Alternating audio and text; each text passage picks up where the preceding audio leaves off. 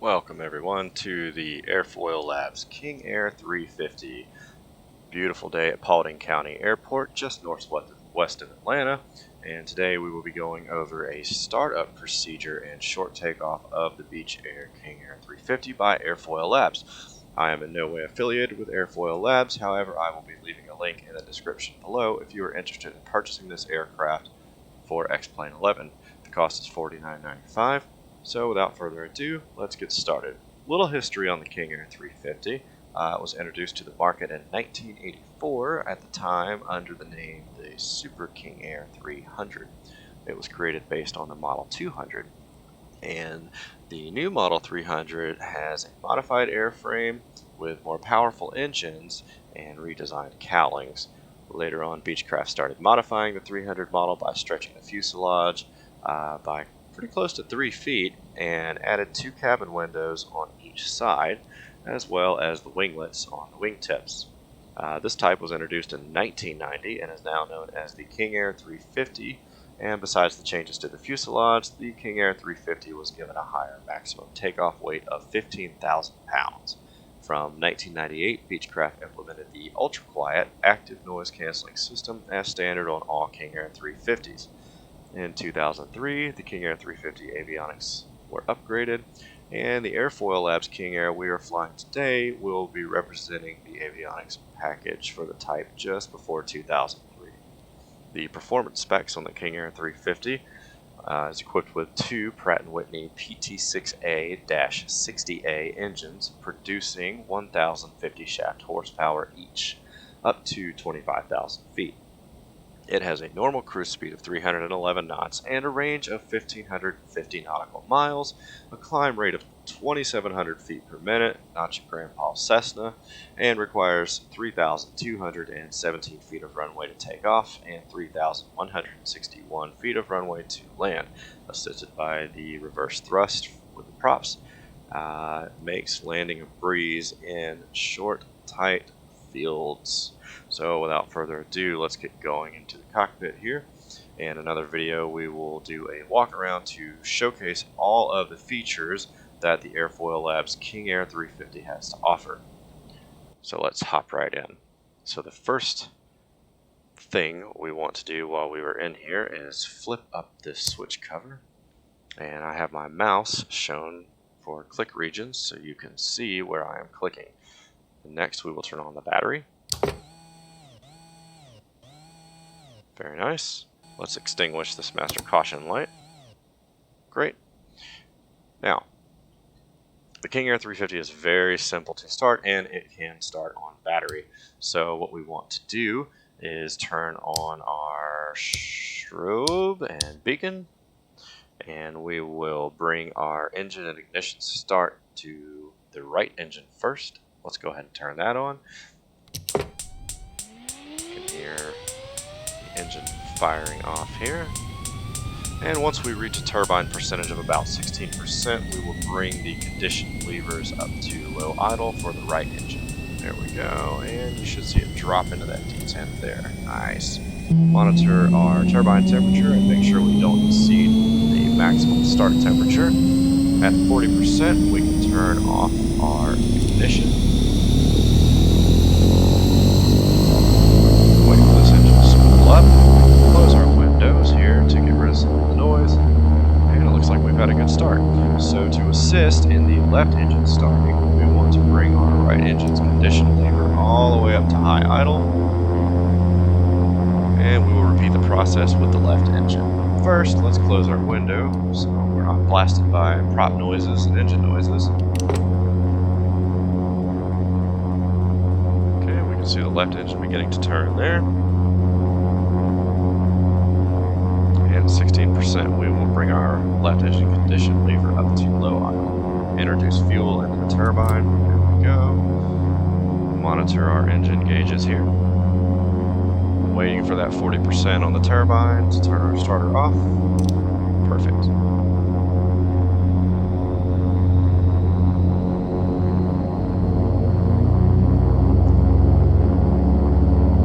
Love the sound packages on the Airfoil Labs King Air. Let's bring our left engine condition lever to high idle. And we'll let these two engines stabilize so we can get rid of that harmonic noise caused by the propellers being out of sync. Perfect. Turn our propeller sync on. Next, what we want to do, what I like to do, is bring the condition levers back down to a low idle state.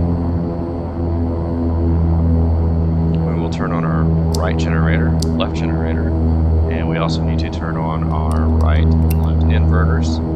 We will turn on our avionics master power. We can turn on our communications and navigations radios as well as our transponder. Perfect. This is actually a great example. If that's not working, what we need to do is come over here to our gen ties, reset those.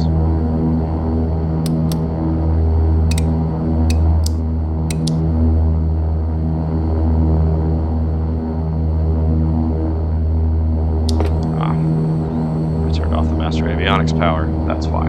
Perfect. Okay, we will reset our pitch trims. I like to go to the second green line up right here on the trim wheel. That gives us a nice smooth takeoff. We will turn on our EFIS power, give us our attitude indicator and heading indicator. We will turn on the CDU, and in another video I will be demonstrating how to properly program a flight plan into the CDU. Perfect. Notice our Collins display is up here with our weather radar, and if we're flying in high altitudes, what we need to do is turn on our environmentals. Environmentals being our bleed airs. This will allow oxygen to be fed into the system. And we'll have valves and all kinds of cool things. Make sure our pilots and passengers receive proper oxygen. Turn off the defrost for now. Great. Wait until our attitude indicator comes on. Normally I would be checking the weather and setting the altimeter here, but for this video's demonstration purposes and showing a startup procedure, taxi and takeoff procedure, we will leave that out for now. Alright, great, there we go. Alright, we can come down here to the lower left side, release some parking brakes, start easing forward. The King Air taxis very well under its own power without any throttle assistance. With us being on a nice slope here at Paulding County, bring the engines forward just slightly to get us going. And you can also bring the condition levers up just a tad. That will also help get you rolling. Beautiful aircraft.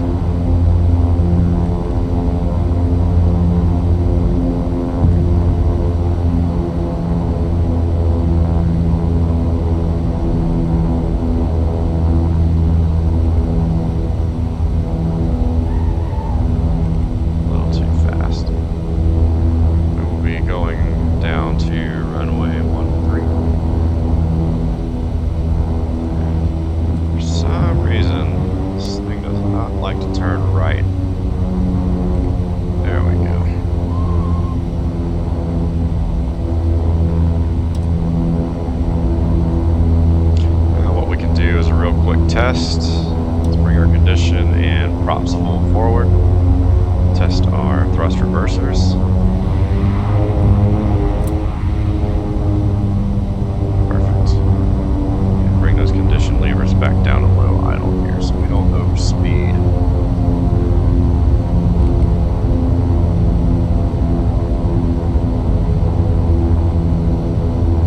Now for the takeoff procedure on the King Air 350. What we want to do is monitor our torque percentage and turbine temperatures. On a normal takeoff, we would not have the throttle set all the way to the firewall, much like we would on a Cessna 172, because we don't want to overheat our turbines. That would be a very bad thing. Go ahead and taxi into position and hold here. Line up on this lovely sloped runway. Go ahead and bring our condition levers up to full. Turn our auto feather on. I like to turn the engine anti-ice off, which I forgot to do back on the apron. And we will slowly bring the throttle in, carefully exceeding the turbine temperature or torque limits. Auto feather lights on. At lower altitudes, you will be limited Airspeed alive. by torque, and at higher altitudes, 60 you will be knots. limited by turbine temperature. We're coming up on V1 here. V1. Rotate. V2. Nice smooth rotation. Apply our brakes. Positive rate. Bring our gear up. Attitudes check. Gear indicates up. Set our trim for climb.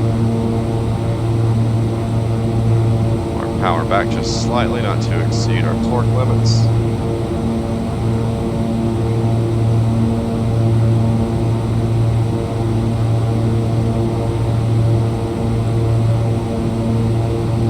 And we'll have a look around here. Very nice graphics. Very nice textures. I'm thoroughly impressed with this whole aircraft and its flight model as well. It's a very pleasurable aircraft to fly and X-plane.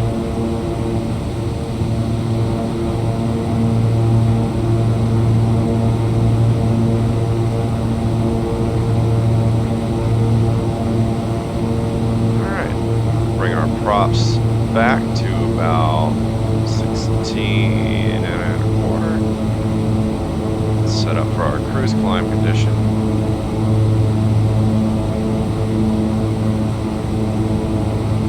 Now in a normal cruise condition, what we would do is bring our props back to about 15, and you'll notice how much wider the cabin gets. This also coarsens the propeller pitch, allowing us to grab more air, thus speeding up the aircraft, as you notice here with the airspeed indicator.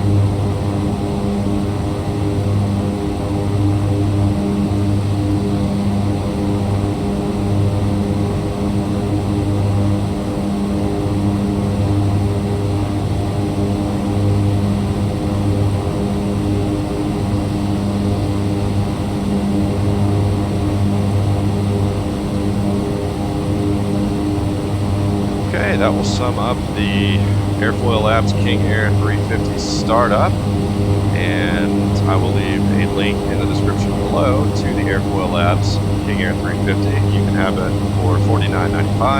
I'm in no way affiliated with Airfoil Labs, so I will not be making any commissions. And I hope to see you soon on my other King Air 350 videos coming out with those.